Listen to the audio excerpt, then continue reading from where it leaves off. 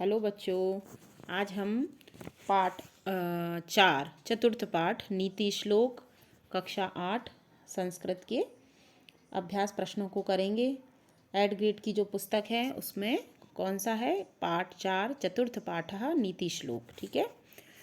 सबसे पहला है एक पदेन उत्तरम लिखत, यानी एक शब्द में अपने को उत्तर लिखने होते हैं।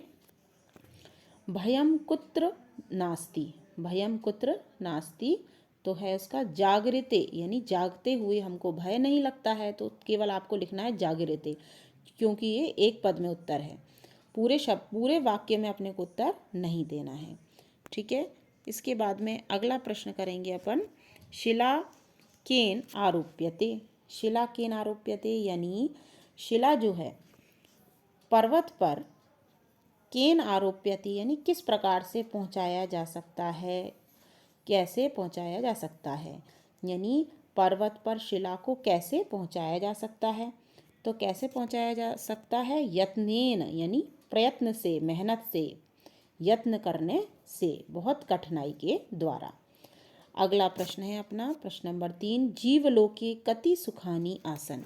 यानी जीवलोके यानी लोके माने संसार में, संसार में जीव के कितने सुख हैं, मनुष्य के कितने सुख हैं।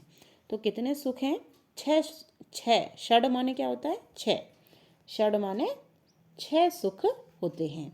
और अपने श्लोक नंबर जो है 1, श्लोक नंबर 1 में पूरे 6 सुखों के बारे में दिया गया है। आप इसको देख सकते हैं जाकर अपनी बुक में, अपनी किताब जो है उसमें श्लोक नंबर 1 देखेंगे तो उसमें 6 सुखों के बताया गया है कि कौन कौन से होते हैं। हमेशा धन का आगम हो, निरोगता हो, पत्नी प्रिय हो और प्रिय बोलने वाली हो, आज्ञा का पालन करने वाला पुत्र हो और धन का संग्रह कराने वाली विद्या हो। इस प्रकार से ये 6 सुख जो हैं वो संसार में होते हैं। इसके बाद अगला करेंगे अपन, भोजनम कदा विषम भवति, यानी भोजन कब विष होता है। तो अजीर्णे, अजीर्णे का मतलब होता है जब हमने बहुत अच्छे से पेट भर के खा लिया होता है और उसके ऊपर कोई बोले कि आप और भोजन कर लो, तो वो भोजन हमें विष के समान दिखाई देता है। तो अजीर्णे माने अपच होने पर, यानी पूरा पेट भरा होने पर और द्वारा से कोई कहे कि आप भोजन करो, तो भोजनम कदा विषम भवति अजीर्णे। इस तरह से एक पदेन उत्तरत हो गए। अब इसके बाद हम करेंगे एक वाक्येन उत्तरम। एक वाक्येन उत्तरम में पहला है, शंकरस्य भूषणम किम, यानी शंकर का आभूषण क्या है? शंकर यानी शिव। तो शंकरस्य भूषणम, ये प्रश्न में से लिखा है दोनों शब्द, केवल आपको एक शब्द लिखना है इसमें, विषम। कौन सा शब्द लिखना है? विषम, यानी शंकर का आभूषण क्या है? विष है। क्या है? विष है। ठीक है। इसके बाद हम फिर अगला प्रश्न करेंगे, अमृतम केन आपद्यते। अमृतम केन आपद्यते का मतलब होता है अमरता हमको कैसे प्राप्त होती है। अमरता केन आपद्यते यानी हमको अमरता किसके द्वारा प्राप्त होती है।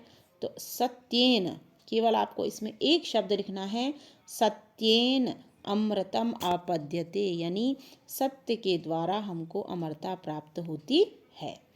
ठीक है। इसके बाद है अगला प्रश्न, शूरम कदा जानिएत, यानी शूरवीर को कब जानना चाहिए, यानी उसकी परख कब करनी चाहिए। कोई व्यक्ति कहे कि हम बहुत शूरवीर हैं, तो हम कब जाने कि वो शूरवीर हैं? तो कदा माने कब। तो उसका उत्तर में केवल आपको कदा की जगह क्या लिखना है? युद्धे, यानी युद्ध में। शूरवीर को हमें युद्ध में जानना चाहिए, यानी उसकी परख करनी चाहिए। हम कर सकते हैं, कोई व्यक्ति कितना भी बोले कि हम बहुत शूरवीर हैं, तो जब युद्ध का समय आए, युद्ध का समय ये नहीं है कि जाके मैदान में जाके लड़ना है। युद्ध का समय यानी किसी भी प्रकार का युद्ध हो सकता है, उसमें हम पता कर सकते हैं कि वो शूरवीर है या नहीं है। अगला उसके बाद प्रश्न नंबर हम करेंगे 8। प्रश्न नंबर 8 में, देह किम प्रतिष्ठितम, यानी हमारे शरीर में, देह का मतलब क्या होता है? हमारा शरीर। हमारे शरीर में किम प्रतिष्ठितम, क्या क्या प्रतिष्ठित है या स्थित है।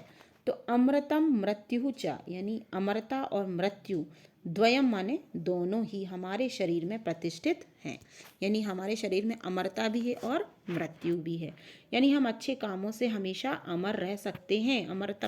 अमृतम का मतलब ये है। अगला है प्रश्न नंबर 9, विक्रियन्ते न घण्टाविर्भावः अनेन कथनेन किं तात्पर्यम् अस्ति। यानी विक्रियन्ते न घण्टाविर्भावः यानी अविर्गावः, यानी जिस गाय के गले में घंटी बंधी हो, यानी घंटे लटकने से जो दूध देती हैं गाय। ये श्लोक नंबर 8 में दिया हुआ है। विक्रियन्ते न घण्टाभिर्गावः क्षीर विवर्जिताः, यानी घंटे के लटकने से दूध ना देने वाली गायें नहीं बिकती हैं।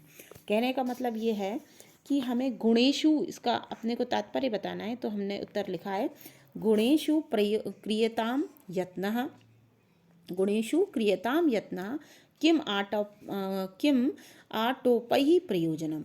यानी हमें क्या करना चाहिए, गुणों के उपार्जन का प्रयास करना चाहिए, यानी गुणों को हमें इकट्ठा करने का प्रयास करना चाहिए कि हम गुण जो है वह ज़्यादा से ज़्यादा अपनाएं।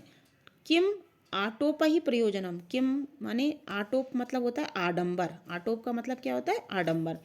आडंबरों को अपने ऊपर बिठाने से या आडंबरों से, कोई दिखावे से जो काम करते हैं उनको दिखावे से काम करने से कोई मतलब नहीं होता है। तो अगर हम गुणों को इकट्ठा करेंगे तो ही कोई काम बनेगा, दिखावे से कोई मतलब नहीं है। इसका मतलब ये हुआ, यानी विक्रियन्ते न घण्टाविर्भावः, यानी कोई ऐसी गाय जो दूध नहीं देती है और उसके गले में घंटी बांध दी जाए तो क्या कोई उसको खरीदेगा, बिल्कुल नहीं खरीदेगा। तो यही इसका भावार्थ है। इसके बाद हम आखिरी प्रश्न करेंगे, प्रश्न नंबर 10, नीतिश्लोकः पाठात् स्त्रीलिंग युक्तानां पदानां चित्वा लिखत। यानी नीति श्लोक इस पाठ में स्त्रीलिंग शब्दों को लिखना है। तो श्लोक नंबर 1 से 5 के बीच में बोला है लिखने के लिए। तो पहला इसमें दिया है भार्या, दूसरा मैंने इसमें से लिखा है प्रिया, प्रियवादिनी, शिला, आत्मा, गावः। इस तरह से ये शब्द जो हैं स्त्रीलिंग शब्द कहलाते हैं।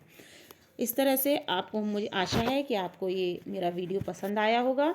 इससे आपको आपकी पढ़ाई में बहुत मदद मिलेगी और अगला वीडियो लेकर मैं जल्दी ही आपको उपस्थित होती हूँ। तब तक के लिए थैंक यू। चैनल को लाइक और सब्सक्राइब ज़रूर करें। Thank you.